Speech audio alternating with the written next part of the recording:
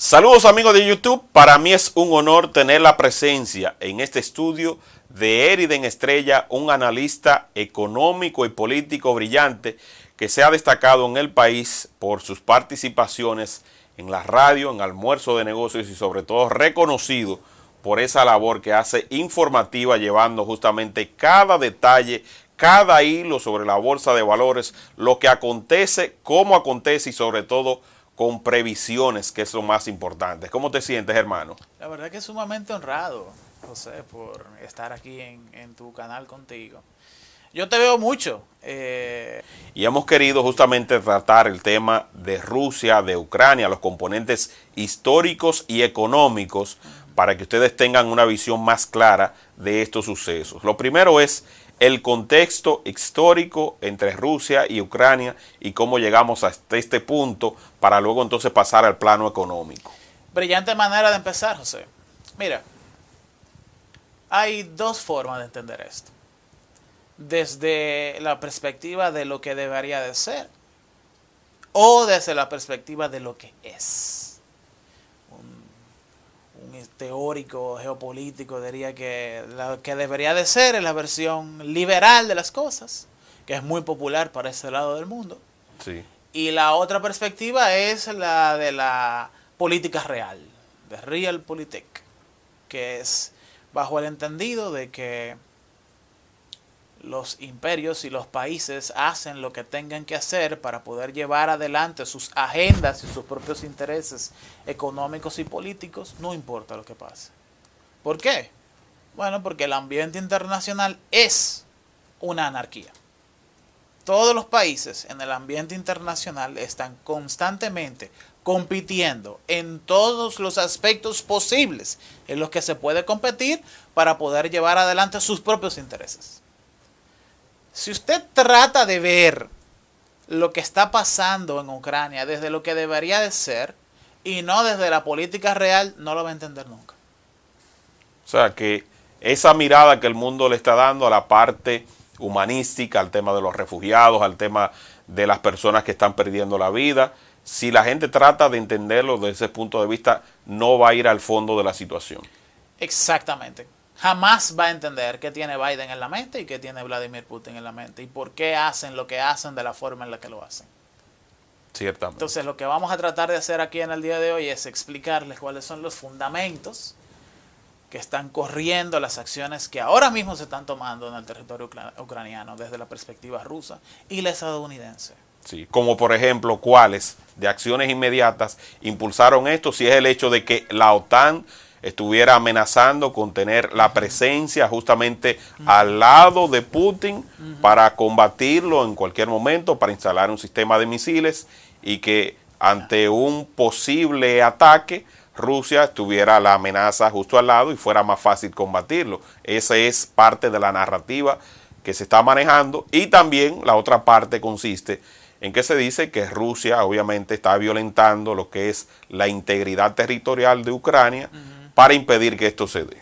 Ok, primero, un contexto breve, histórico y cultural.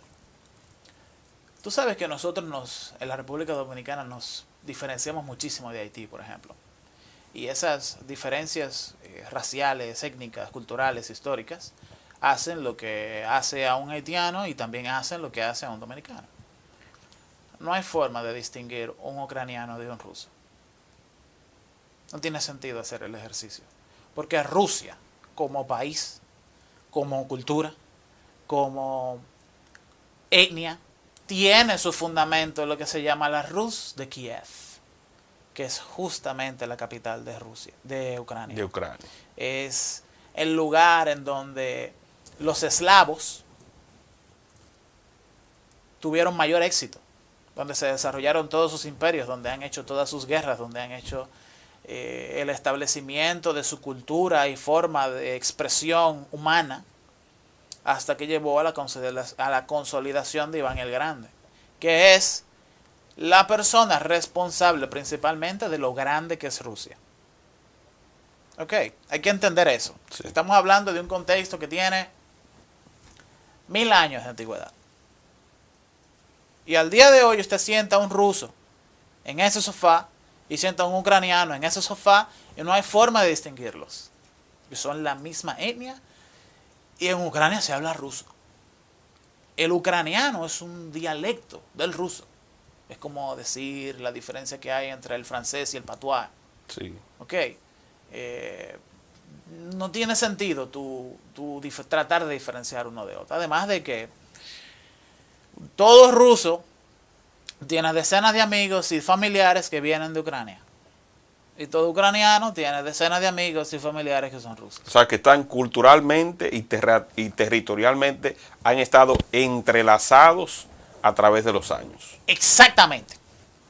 Incluso en Latinoamérica no hay cosa similar. O sea, tú puedes distinguir muy bien la diferencia que hay entre un chileno y un argentino. Entre un colombiano y un venezolano. No, incluso tú puedes diferenciar muy bien la diferencia que hay entre un argentino y un uruguayo. Sí. Que tienen una génesis cultural más o menos similar. En Rusia y Ucrania tú no puedes hacer eso. Entonces, entendiendo eso, luego de la caída de la Unión Soviética, hubo un periodo en el que todos los países allegados al bloque soviético pasaron muchísima hambre.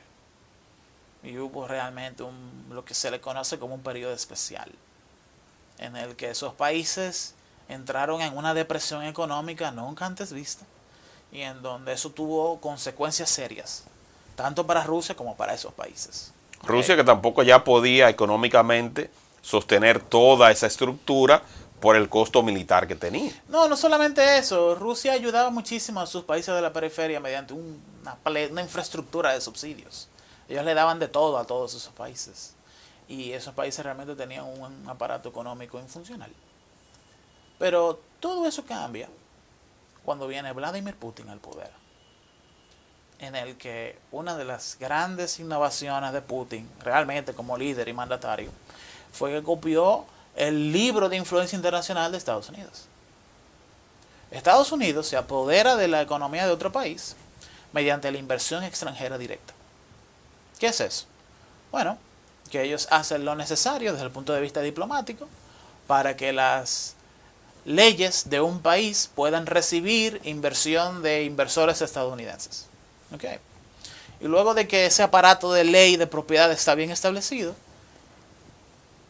literalmente, ellos incentivan a que su comunidad de empresarial, su comunidad de inversores inviertan en los países y que las principales empresas de esos países sean de capital estadounidense. Entonces Putin emuló ese modelo y esos países que estaban quebrados los impulsó hacia el desarrollo. Totalmente correcto. No le cambiaría una sola palabra a lo que acabas de decir. Al día de hoy, las principales empresas ucranianas son de capital ruso. Pero no es que son de capital ruso, es que siempre lo han sido. Lo que pasa económicamente en Ucrania es muy importante para la comunidad empresarial rusa. Siempre ha sido así, es así hoy, y por lo visto seguirá siendo así. Entonces tú entiendes que más allá de lo que visiblemente nosotros como humanos, como no somos duchos, ni hemos profundizado en las raíces de esta situación, va más allá de un escudo antimisil, sino que tiene que ver el componente meramente étnico, el componente económico y de toma de decisiones. Es como que de repente yo, además de que te puedo servir de amenaza, te pueda ahogar económicamente si me cierro plenamente a lo que representa la visión que tú tienes. Exactamente. Es un tema geopolítico. Y la mejor forma de entender esa dimensión geopolítica es desde el punto de vista imperialista. Sencillamente Rusia es un imperio, como también lo es China y Estados Unidos. Y estos tres países se ponen de acuerdo para ver cómo van a influir de la mejor forma posible a sus países cercanos. Sobre todo los países que tienen una economía más pequeña que ellos. Entonces, en materia de economía, ¿qué otros atractivos tiene Ucrania que hacen que Rusia necesariamente tenga que ir hacia el territorio? Ucrania es un tesoro minero. Tomas una tabla periódica Y ellos tienen desde los componentes minerales más escasos que hay en el mundo, incluso algunas tierras raras, que son componentes que se utilizan para crear... Para tecnológicos, celulares, computadoras, plasma. Capacitores y circuitos electrónicos, correcto. Un mercado que ahora mismo está frenado porque se necesita mucha materia prima que el mundo está demandando. Exactamente. Entonces también tienen plutonio, también tienen uranio, también tienen metal, tienen oro, tienen diamantes. Es difícil no apreciar el valor mineral que tiene Ucrania. Porque Ucrania es una de las capas tectónicas más antiguas que tiene el mundo. Es un territorio que está expuesto a la intemperie, por llamarlo de alguna forma, desde hace 2.500 años, 2.500 millones de años. Sí. Es un lugar muy rico desde el punto de vista mineral. Y ahora mismo los minerales son extraordinariamente importantes. El que controla la minería ahora mismo, el que controla, por ejemplo, el flujo de silicio, el que controla el flujo de gas natural, el que controla el uso de las tierras raras, tienen altísima influencia en cómo se desarrollan algunos de los rubros económicos más importantes del Producto Interno Bruto Mundial. O sea, está claramente establecido de esa forma. Okay. Entonces, ¿cuándo viene la parte de los Estados Unidos que Estados Unidos quiere de alguna otra forma, aunque se buscó la manera de que Ucrania perteneciera a la OTAN?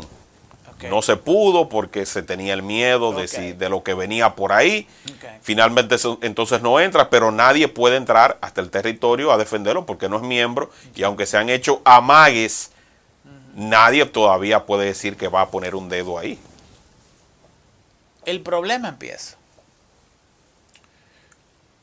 cuando tú entiendes que el presidente ruso es quien determina o quien ha determinado siempre quién es el presidente en Ucrania.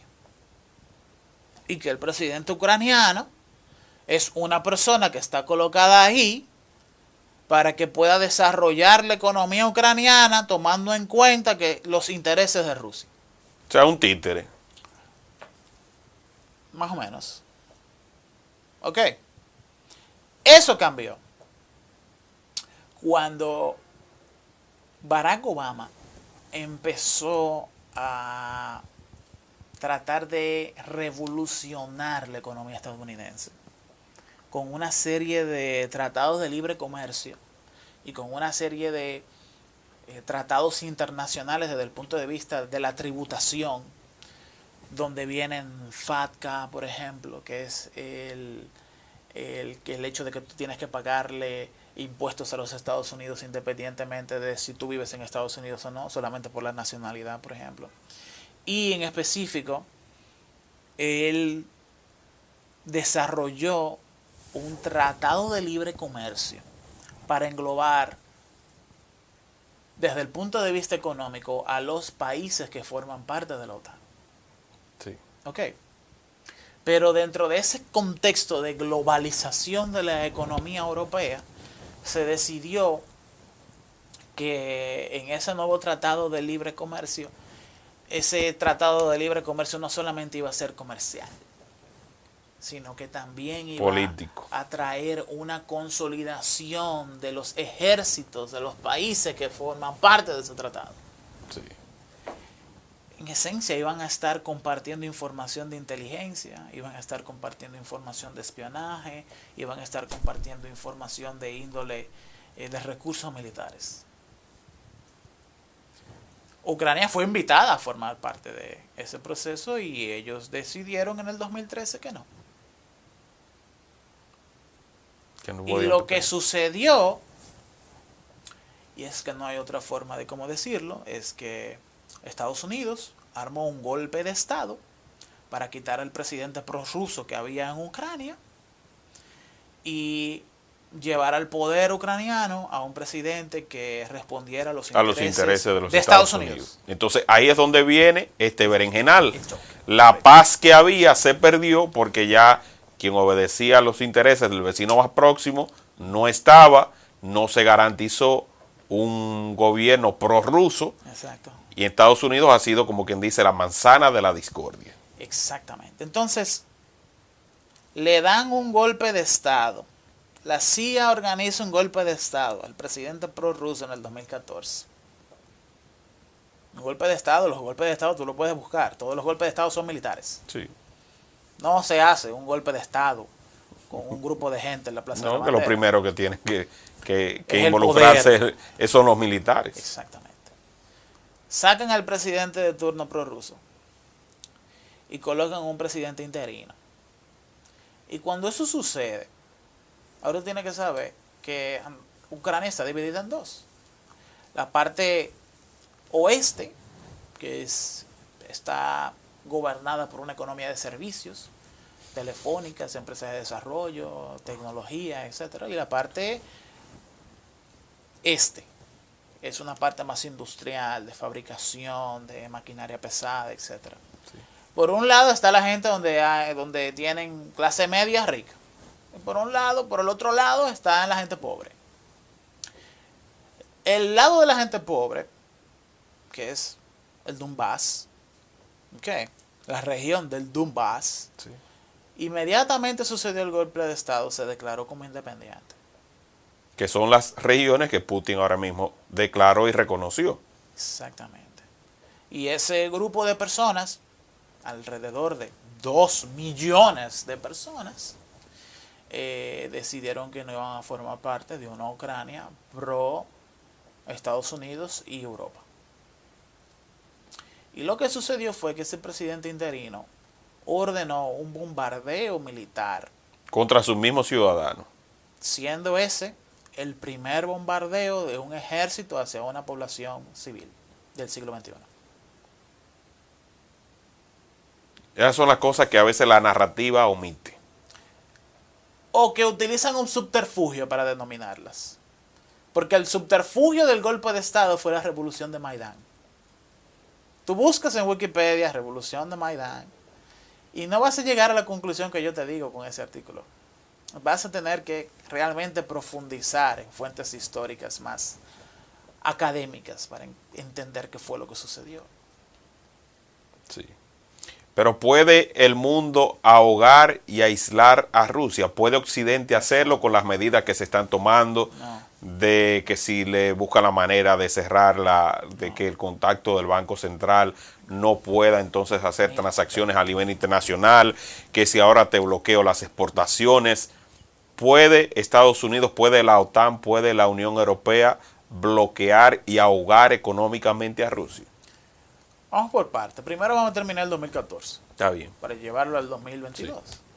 Lo que sucedió fue que Vladimir Putin y Rusia reconocieron la independencia de la República, sobre todo del Donbass. Y esa región en esencia de lo que estamos hablando, que es la península de Crimea. Sí. Otro contexto que tienes que saber es que en Rusia solamente tienes, esto se entiende viendo un mapa. Sí. Rusia solamente tiene 3 salidas al mar. Por el Mar del Norte, el Atlántico Norte, que solamente está abierto 5 meses al año. Por el frío, obviamente, todo eso está congelado de forma permanente. Exactamente. Eso es cierto, totalmente cierto. Por el Pacífico y por Crimea. No es verdad. Vale todo el dinero del mundo. Vale el sacrificio de la campaña militar más costosa que puede hacer Rusia en su historia moderna, hacer lo necesario para apoderarse de esa salida al mar directa hacia el Mediterráneo. Ahora, yo creo que se entiende el porqué. Claro. No solamente desde el punto de vista social e histórico tiene sentido la guerra de Ucrania, sino también desde el punto de vista comercial, marino mercante. Claro. Tú no puedes negarle a un país como Rusia una salida al Mediterráneo desde el punto de vista marítimo. No hay forma de hacerlo. Van a entrar en guerra fácilmente. Ahí se resolvió y se tuvo un compás de tranquilidad luego de lo de Crimea. Más o menos, pero sí, es cierto. Entonces, sale Obama del poder y entra al poder uno de los hombres más controversiales de toda la historia. Donald Trump. Que tú puedes decir todo lo que tú quieras de Donald Trump, pero era muy buen amigo de Putin. Eso es fuera de debate. Y con una visión completamente diferente de la OTAN. Esa visión cambió de forma radical en el primer semestre del 2017, cuando la OTAN inauguró un flamante nuevo centro de control militar en Italia. Y a esa inauguración fueron todos los presidentes de la Unión Europea. Todos. Incluyendo, en ese momento, el primer ministro británico. Y en esa reunión, en donde están todos ellos. O sea, los 33 países que componen la OTAN. Correcto. A excepción de Donald Trump, entonces. No, él estaba ahí también. Sí. Y se encontraron con la sorpresa de que Donald Trump había dicho, eso da hasta risa lo que sucedió ahí. Donald Trump dijo que Estados Unidos no podía seguir pagando por la seguridad de los países europeos mediante la OTAN. Que todos los países que estaban ahí, representados por sus presidentes, tenían que pagar el compromiso económico de 2% del Producto Interno Bruto de todos esos países hacia la OTAN. Porque Estados Unidos todos los años estaba sacando 104 mil millones de dólares que los países europeos no estaban poniendo y que eso no era justo. Entonces fue una vergüenza europea. Punto. De ahí para acá es donde se dan los fundamentos económicos que vamos a debatir ahora en adelante. Ahí es donde llega ya la parte Exactamente. de la materia económica. El contexto económico moderno del conflicto actual. Entonces Rusia, que es uno de los mayores suplidores de gas natural del mundo, juega un papel esencial dentro de todo este esquema, supliendo a Europa y ahora también abriendo la oportunidad para que ese gas natural llegue hasta China. Los países europeos, desde principios de la década pasada, 2010-2011, sobre todo con el desastre atómico de Fukushima, la planta nuclear de Japón, Sí. ellos decidieron que no iban a seguir operando plantas atómicas en su territorio europeo, sobre todo Alemania, y que iban a invertir todo lo que tenían que invertir para hacer factible la producción de energía eléctrica de Alemania y de Francia mediante energías renovables. El tema es que esto implica que cada una de esos reactores nucleares que se instalaron en los años 70 no se le iba a renovar la licencia de operación, y esos dos gobiernos, fundamentalmente esos dos gobiernos, iban a hacer todo lo necesario por el nivel de energía que se iba a dejar de producir con energía nuclear, A suplirlo lo con iban gas a natural. suplir con gas natural o otras Alternativas. fuentes de matrices energéticas, ¿no? Y tomando en cuenta que ya el carbón, por el tema de la Completamente contaminación, que desfasado. está totalmente desfasado. Exactamente. En un inicio, ellos pensaron, tipo 2014, 2015, 2016, pensaron comprarle ese gas natural a Estados Unidos, porque Estados Unidos es uno de los mayores productores del mundo Sí. en gas natural. Pero luego se hizo poco confiable comprárselo a Estados Unidos. ¿Por qué? Por el carácter volátil y la actitud sumamente contrariada de Donald Trump y su temperamento en la forma en la que quería manejar la economía de los Estados Unidos. Y los líderes europeos fueron a comprar gas natural a Putin, quien lo recibió con los brazos abiertos, y desde entonces, tipo 2018, ha estado vendiéndole prácticamente todo el excedente de gas natural que tiene Rusia a la Unión Europea. Que en términos porcentuales, un 20-25%. Bueno, un poco más del 25% de la economía rusa depende del negocio del gas natural. Y yo te diría que el 90% de todo ese gas natural lo compra de alguna o de otra forma la Unión Europea. Y no hay forma de competir en precio por parte de Estados Unidos. No tiene sentido. Si tomas un mapa, buscas dónde está Estados Unidos, geográficamente hablando. Luego tratas de entender dónde está la Unión Europea, Europa, el continente europeo. Y luego entiendes dónde está Rusia. Ciertamente. El transporte de 1 metro cúbico de gas natural es una fracción del costo de flete marítimo de combustible que tienes que pagar en un barco de Estados Unidos a Europa. Y con la demanda que hay en la actualidad, ¿qué cantidad qué flota debería tener Estados Unidos para poder justamente abastecer la demanda? Exactamente. Y no tengo que decirte que Vladimir Putin ha obligado a todos sus amigos, los principales oligarcas rusos, los dueños de todas las empresas rusas, a que inviertan en desarrollar e instalar y construir los mejores gasoductos que ha visto el mundo, justamente de Rusia, pasando por Ucrania y llegando a Alemania. Que dicho gasoducto está paralizado, cerrado en este Uno de instante. ellos, el más moderno. Los otros no han dejado de bombear gas natural en ningún momento. Es el nuevo que está detenido. Porque Alemania no puede darse el lujo, en medio de un invierno, de dejar a su población sin gas natural. El gas natural es lo que se utiliza para calentar los hogares. ¿Y qué pasaría entonces si Putin decide cerrar? Él no lo va a hacer porque no tiene sentido económico. Si él quiere quebrar, solamente tiene que hacer eso. No tiene sentido económico. Están obligados por principios económicos a cooperar. Nadie le puede dar a Alemania y a Francia la cantidad de gas natural que le da Rusia al precio que se lo da Rusia. Nadie. Nadie, absolutamente ningún país. Eso no vale sanciones económicas, eso no vale que Rusia está invadiendo Ucrania, que la palabra invadir a mí me choca bastante, dado el contexto histórico que te dije. Yo no diría que es invadir, es reclamando. Pero en ese reclamo no se está atropellando la soberanía de ese país. Es que O la soberanía que eligió un sector para que lo representase. el contexto violando soberanía es algo que sale desde la perspectiva de lo que debería de ser. No desde la perspectiva de la política real, del control y el dominio de los países que te quedan cerca para tu interés.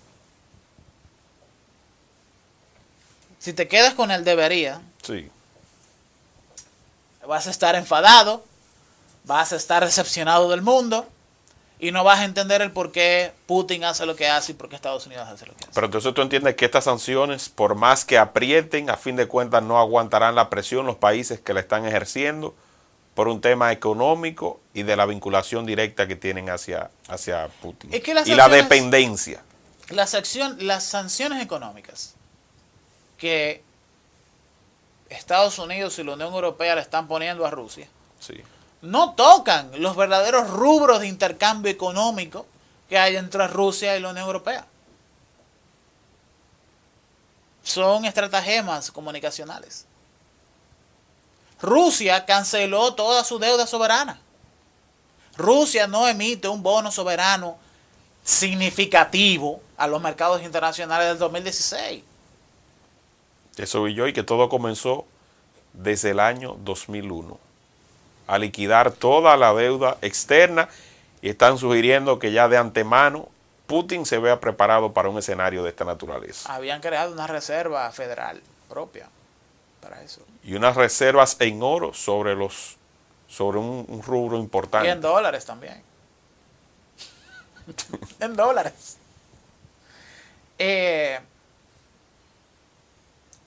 Lo que yo creo que ahora es necesario es por lo menos decir qué acciones ha tomado Estados Unidos, Sí. que han llamado la atención de Rusia y de Vladimir Putin, y que al final es lo que ha estado propiciando que este conflicto se diera en la forma en la que se diera. ¿Cómo cuáles? ¿Por qué Estados Unidos ha estado haciendo todo lo que ha estado haciendo, hasta lo imposible, haciendo lobby a los principales líderes europeos para incluir dentro de la OTAN a Ucrania?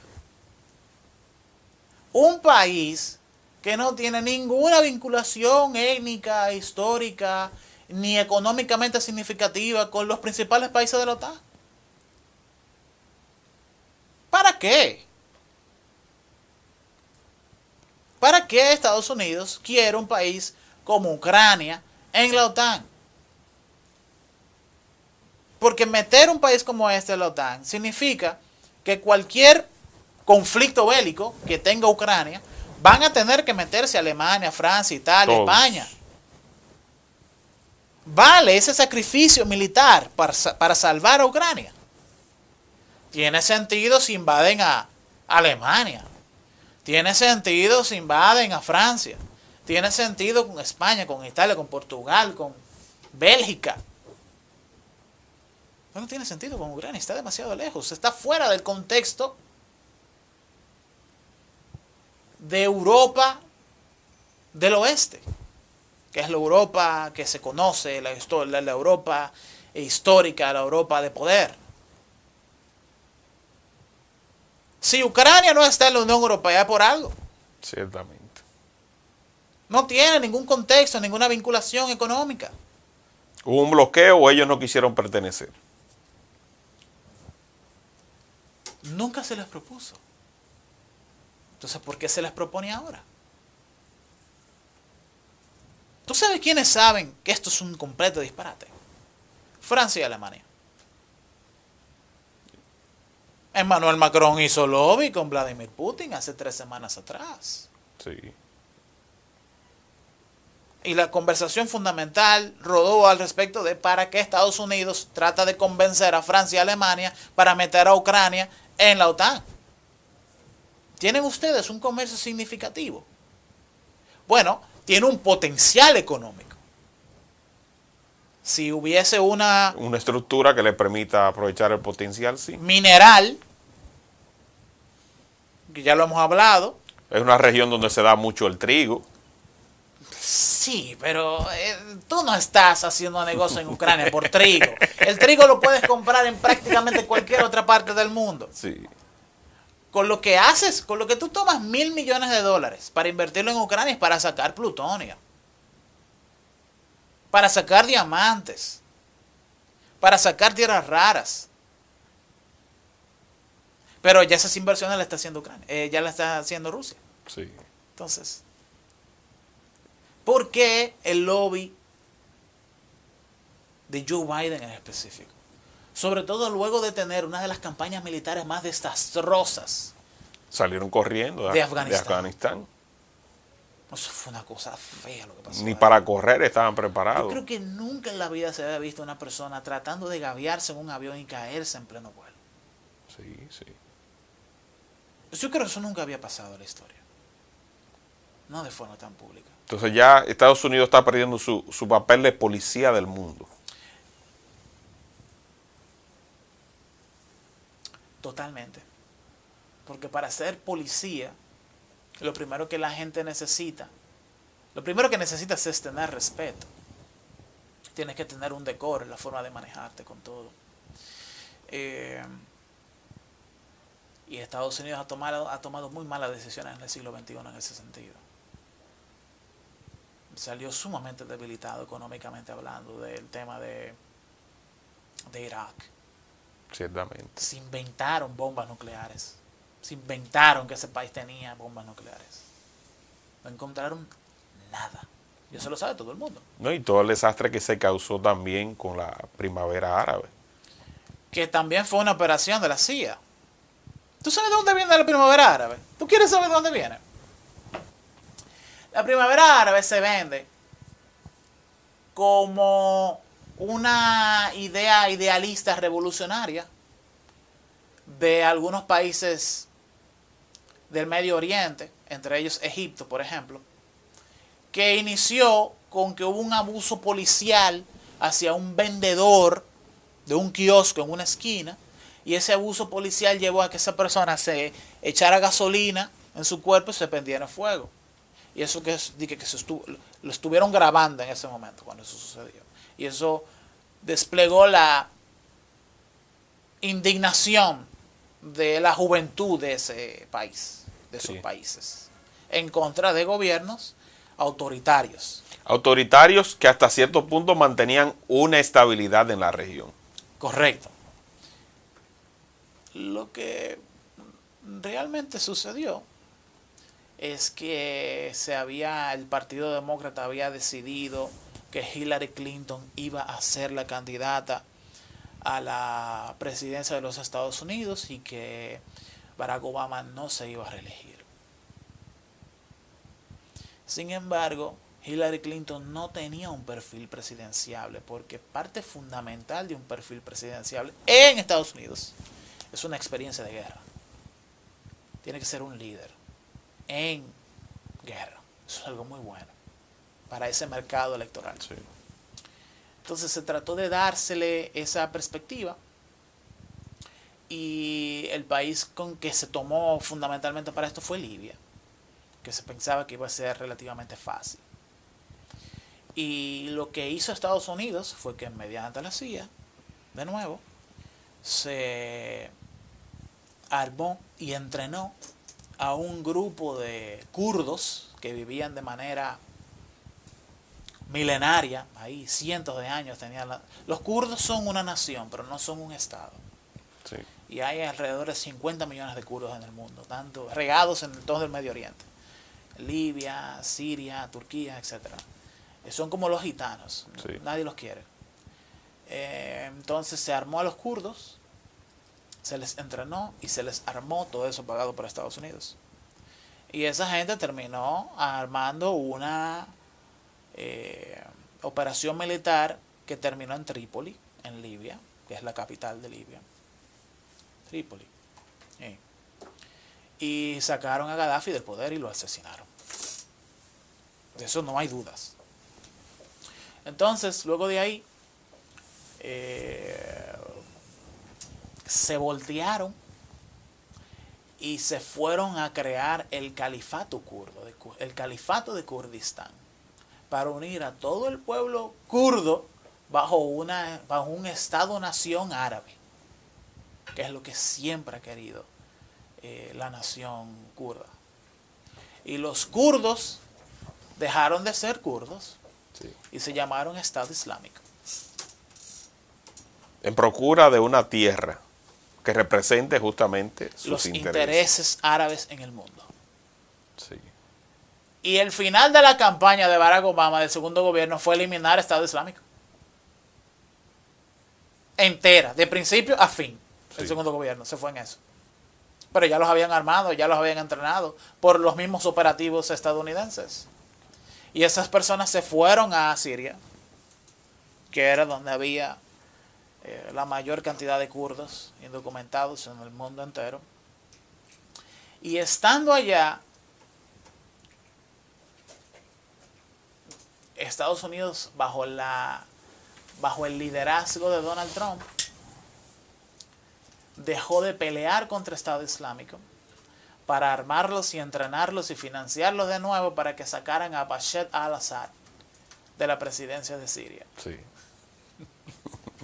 Miren, este tipo de temas no es de un solo país, sino es de un solo momento. Todo se entrelaza. Estamos dando un resumen de los últimos 10 años. Todo se entrelaza. De cómo es que funcionan los golpes de Estado estadounidenses en los países que a ellos no les puede importar menos. La iniciativa de volver presidenciable a Hillary Clinton fue un completo fracaso. Y mira quién terminó en la presidencia. Sí, ciertamente. Y Estados Unidos trató de quitar a Bashar al-Assad de la presidencia de Siria y Putin dijo que no. Y Putin mandó soldados a resguardar la estabilidad militar de Siria. ¿Por qué? Porque Putin no quería que pasara en Siria lo mismo que pasó en Libia. Que fue que hubo un desorden completo del Estado, una destrucción del Estado, entraron en estado fallido, no había ningún liderazgo, y salieron los libios a tirarse al Mediterráneo y a llegar como indocumentados a Europa. Que es un problema que todavía sigue al día de hoy. Sí. Él no quería eso, porque si eso pasaba en Siria, a donde iban a ir esas personas era a Ucrania y a Rusia. ¿Y cómo esto nos afecta, ya pasando a otro plano, Okay. aquí en República Dominicana? Porque ya vemos que, por ejemplo, el presidente Luis Abinader se abraza de esta situación, ¿verdad? Estaba la situación del COVID-19, está ahora este contexto, y él se abraza y dice, espérate, que hay un problema. Y se estaba viendo cómo la semana pasada los precios del petróleo se estaban disparando, y ahora vemos cómo ya el mercado como que retrocedió y estamos cerca de los 90, 92 dólares el barril, que la referencia que tenemos para la compra en nuestro país es el WTI, que es el West Texas International. Entonces, ¿cómo puede impactar? Porque ya le estaba hablando el presidente también sobre lo que se compra, lo que se extrae de Ucrania para el mundo. ¿Cómo nos puede afectar esta situación a nosotros? Nos afecta, pero de manera muy colateral. Nos afecta porque hay que preguntarse por qué sube el precio del crudo de barril internacional cuando hay una guerra. ¿Por qué sube? ¿No? Bueno, sube porque los ejércitos consumen combustible. Los camiones se mueven con gasolina o con diésel en el caso de los militares. Las fuerzas aéreas necesitan benzina, necesitan carburante de alto nivel de octanaje. Los aviones necesitan los tanques, los tractores, la movilización, la mecanización, la capacidad operativa de moverse y de conquistar de un ejército depende del combustible. Por eso fue que Hitler invadió Rusia cuando lo hizo, por los pozos de petróleo. Entonces, esa es la lógica que se ve detrás de eso. Por eso incrementó el barril de crudo cuando empezó este conflicto bélico. El problema es que este conflicto bélico será muy corto, porque no hay con quién pelear. Ucrania no tiene la forma de pelear ni tecnológica, ni de infraestructura, ni de recursos, vehículos, tanques, tractores, armas, ni tiene el capital humano entrenado para eso. Acuérdate que los militares se entrenan, sí, ¿no? Y están profesionalizados para hacerlo. En pocos días o semanas vamos a estar viendo la creación de una nueva federación rusa, de una nueva federación, y esa federación estará bajo una carta magna, que es una constitución, y esa constitución estará siendo anexada como república a la Federación Rusa. Esto es una guerra de ambos lados. Ucranianos y rusos se están muriendo. Sí. Lo que sí no están muriendo son dominicanos. Entonces, yo como ciudadano puedo decir que yo deseo que ese conflicto se termine lo más rápido posible. Sí. Por el bien de la paz mundial, que realmente hay un difícil, pero hay un conflicto nuclear potencial dentro del problema si esto se extiende. Es bastante ignorante pensar que no es posible. Es posible. Lo que sí es imposible es que no sea posible. Entonces, hay posiciones neutras. O hay posiciones con cierto nivel de la obviedad. Pero yo vi, por ejemplo, declaraciones del presidente de México, vi el de Uruguay, donde tenían una posición que manifestaban que ellos deseaban que se arribara a la paz. No hay que decir más de ahí. La misma posición China. ¿Qué país no quiere eso? Que se llegue a una solución de ese conflicto mediante la vía diplomática. ¿Y qué otros componentes inciden en esta geopolítica que nos pudiera, qué sé yo, causar algún malestar a nosotros dentro de 2, 3, 5, 6 meses, dependiendo de lo que ocurra en ese instante? Mira. Tenemos la situación del trigo, de todos esos derivados de la materia prima para la elaboración de alimentos. Todo que el aquí trigo se de la extraen. República Dominicana se le compra a Estados Unidos. Y Estados Unidos es uno de los mayores productores de trigo del mundo entero. Nosotros no compramos trigo en Europa. Porque no tiene sentido comprarlo en No. Europa, es demasiado caro, el transporte, Sí. el flete aéreo, el seguro, Sí. hasta el tiempo. Si lo pido a Estados Unidos, llega a Fort Lauderdale en Miami, en Florida, en 2 días. Y luego de que lo tengo en Puerto allá, me llega a Puerto Plata aquí en 4 días. En una semana resuelvo mi problema. Sí. Traerlo de Europa son 3 semanas. Y suponte que te cuesta lo mismo. En cuestión de tiempo es más factible comprarlo a Estados Unidos. Este conflicto bélico va a ser corto. Tiene que ser corto. Es lo que más le conviene a todo el mundo. Estados Unidos debe de dejar de intentar ingresar, no solamente a Ucrania, a otros países que no tienen ninguna vinculación cultural e histórica con Europa, hacia la OTAN. Tiene que dejar de ser eso. La OTAN no es un club de leones. Todo el que está dentro de la OTAN tiene algo que aportar. Y es una seguridad transnacional. Punto. No hay más nada que hacer luego de ahí.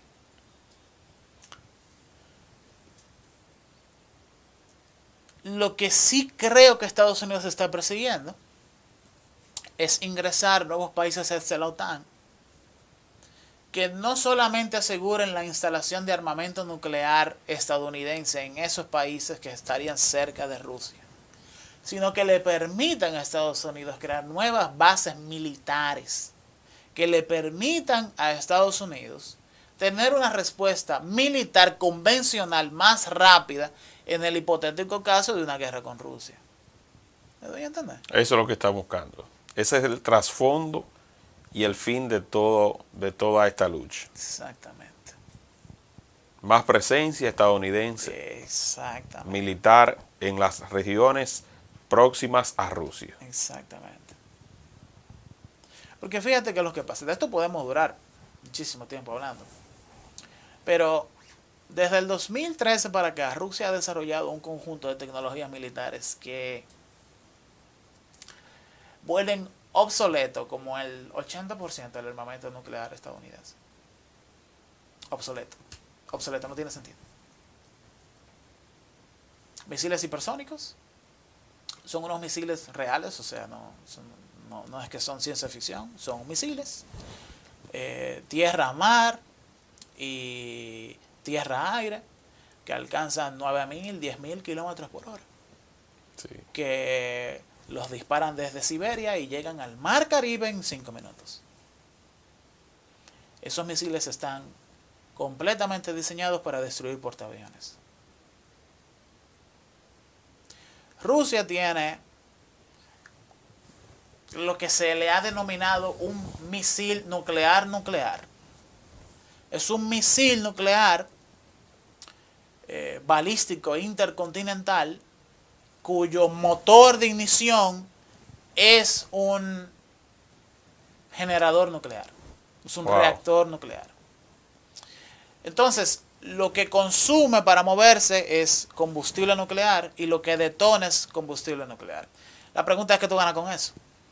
Lo que tú ganas con eso es que tú puedes despegar ese misil y dejarlo en órbita. Lo dejas en órbita espacial. Para que caiga en el momento que tú Te decides. estoy hablando en serio. Lo dejas en órbita. Porque no tienes el problema de que se le va a acabar el combustible. No. Y lo detonas y lo diriges a cualquier parte del mundo que quieras en el momento que quieras. ¿Tú sabes cómo le dicen en Estados Unidos a ese misil? ¿Cómo? La espada de Damocles. Pesando sobre la cabeza del que se enfrente. Y por último, ya Rusia tiene uno de los radares más modernos del mundo, el S-400. Es un conjunto de sistemas que yo creo que ya culturalmente hablando todo el mundo sabe lo que es un jet stealth, un avión de tecnología furtiva.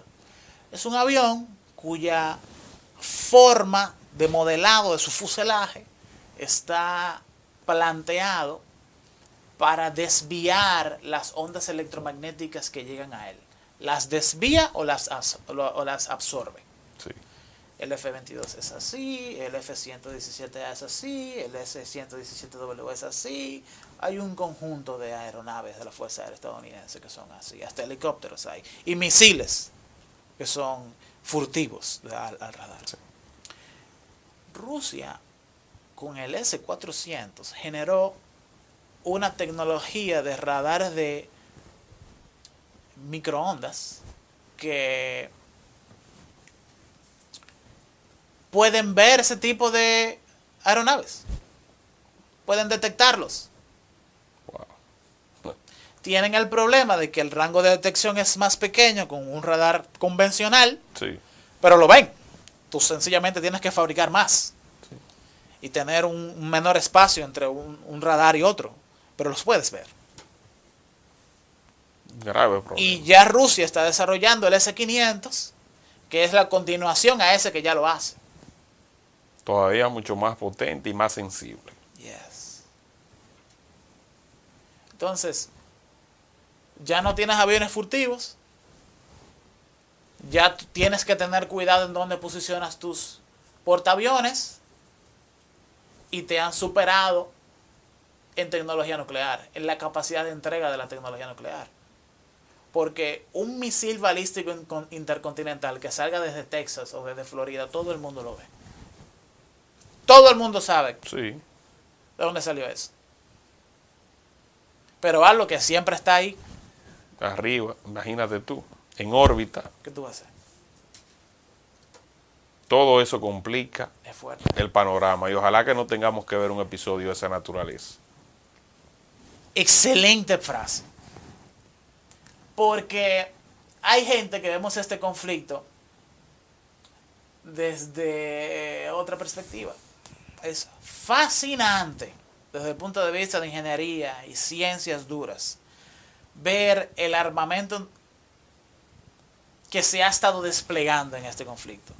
Y es fascinante ver las técnicas de dilución comunicacional que se están utilizando. El que se mete en Instagram para ver qué es lo que está pasando no va a tener una visión objetiva de lo que está sucediendo, todo lo contrario. El que se mete en YouTube no lo va a poder ver tampoco. Bueno, en esta entrega la gente le va a servir para ilustrarse. Correcto. Pero la forma de contrainteligencia que se está utilizando en Sí. redes sociales para dar la perspectiva de que Ucrania se está defendiendo es muy interesante. Y la tecnología bélica convencional implementada también es muy interesante. Pero si se arma una tercera guerra mundial, yo no sé cómo va a ser. Pero la próxima después de esa se va a pelear con piedras y palos. ¿Por qué? No va a quedar nadie vivo. Ay, ay, ay, ay, ay. Te lo digo en serio. Con Ya todo hay- lo que está en juego. Estados Unidos tiene la pelota de golf. La pelota de golf es un reactor de fisión nuclear pequeño. Es una pelota de golf de uranio, altamente enriquecida. Y ellos han desarrollado la forma de hacer que toda esa energía de plutonio pueda utilizarse en una bomba. Por lo tanto, tú puedes tener una pequeña bomba atómica que no es que te cabe en una mochila, es que te cabe en una caja de zapatos. Ay, ay, ay. Claro, la entrega de esa capacidad explosiva es convencional. Sí. Pero el poder de destrucción hoy día es más alto que nunca. Eso es lo que quiero decir. La tecnología de miniaturización de la energía nuclear es hoy día más avanzada que nunca. Es que ya no tienes que tener una bomba atómica como se ven en los videos históricos anteriores. De esa bomba gigante. Una bomba gigante de ese tipo no tiene sentido porque el radio de destrucción es demasiado grande. Acuérdate que lo que le da forma a una guerra es el componente económico. Porque Sí. yo quiero conquistar una ciudad por su apertura hacia la economía, por las empresas que hay ahí, por el Ciertamente. Producto Interno Bruto que genera. Eso es lo que me lleva a mí a conquistar una nación. destruir ese potencial, la vuelve un desierto. ¿Quién hace guerra por un desierto? Nadie. ¿Ok? Entonces tú miniaturizas tu tecnología explosiva más eficiente y la vuelves una bala, un pequeño misil dirigido Para afectar algo específico. algo más pequeño, que en lugar de tú de destruir una ciudad, destruyes un edificio. Sí. O destruyes un vehículo. Pero es algo más dirigido. Que por cierto, Rusia acaba de hacer una cirugía en Ucrania. Todos los objetivos militares destruidos hasta ahora, ya van más de 130, son militares todos. Y es cierto que han muerto civiles, pero son muy pocos. Ha sido una tecnología. Y no han utilizado GPS. Eso quiere decir que el sistema de posicionamiento global ruso del 2015-2016, que son solamente 3 satélites, son extraordinariamente precisos. Para que tú veas. O sea, todo eso es avance. Hay variables de esto que países como la República Dominicana no tienen nada que buscar. Debemos de hacer otras cosas que está Fue innecesario ese pronunciamiento. Exactamente. Innecesario. Eso puede arruinar a largo plazo también otras cosas. Eso es cierto. Pero, tú sabes que por un tema de la alianza. Pero con vuelvo y te Estados digo, Unidos, puedes entender lo que hizo el presidente Abinader desde el punto de vista de la política real. sí, sí. ¿Quién nos queda más cerca de los dos? Definitivamente que Estados Unidos. Y aquí se hacen las cosas hasta que Estados Unidos dice que El no. socio comercial más importante que tenemos en el país. Y ha sido así. Es así.